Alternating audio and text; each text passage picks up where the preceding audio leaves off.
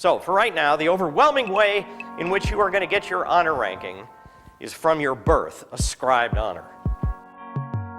There is, however, a second way. It's what anthropologists call acquired honor. And what we mean by that is that you can gain and lose honor as a result of your behavior. This is not honor as birth status. This is honor as virtue. By acting the right way, small gains and losses of honor could occur.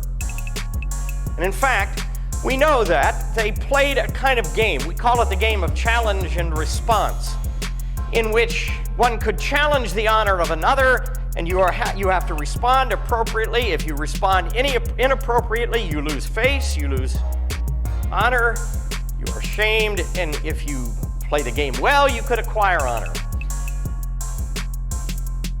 Sometimes a male could acquire honor as the result of valor in battle, or some great feat of benevolence on behalf of the community. Perhaps a donation to the city, paving a public square, something such as that. We have found honor inscriptions from antiquity which describe and praise the gifts of certain wealthy people. Their benevolence to the city resulted in a grant of honor on the part of the community. Now, this kind of give and take that plays out this game of challenge and response is one that I learned in the village that I lived in. Goes on 24 hours a day, 365 days a year. It's very, very important to play this game correctly. First off, you must play it only with your social equals. If you try it with people above you, you're uppity. If you try it with people below you, you're a bully. So ideally, it happens with people who are equal. Now, I want to play a little game here with somebody in the front row just for a second. You and I are you an American? We're both Americans. When we interact, if I said, what, your first name? Vern, if I said, Vern, that's a really nice looking jacket. As an American, your response? Thank you. In a Middle Eastern village, you just blew it big time. You do not say thank you. Thank you is the way you end an interaction. It means basically, we're done. But look what I just did. I just offered you a compliment. A compliment is a positive honor challenge. Now, you have to know that you've been challenged, and you have to know by how much. And you now have a couple of options. If you don't respond, we know you're a coward. And if the public is watching, you just lost face.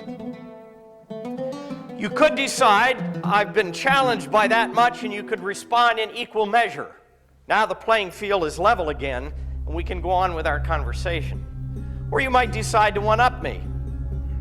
Now I got to know that I've been challenged.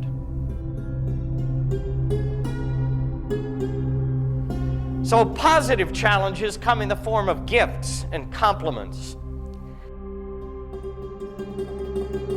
And they are very, very good at this in the village. If I said to you, nice jacket, Vern, and you said back to me, thank you, I complimented you, you did not compliment me back, you ended the interaction by saying thank you, I won, you lost. This kind of conversation goes on all the time. I discovered it goes on the telephone. You call somebody on the telephone and you get this long string of compliments. And you have to respond in kind. And I have a very dear friend in Bay Jolly. He will call me up in the morning and he will say things like, Dick, the sun did not rise this morning till I heard your voice.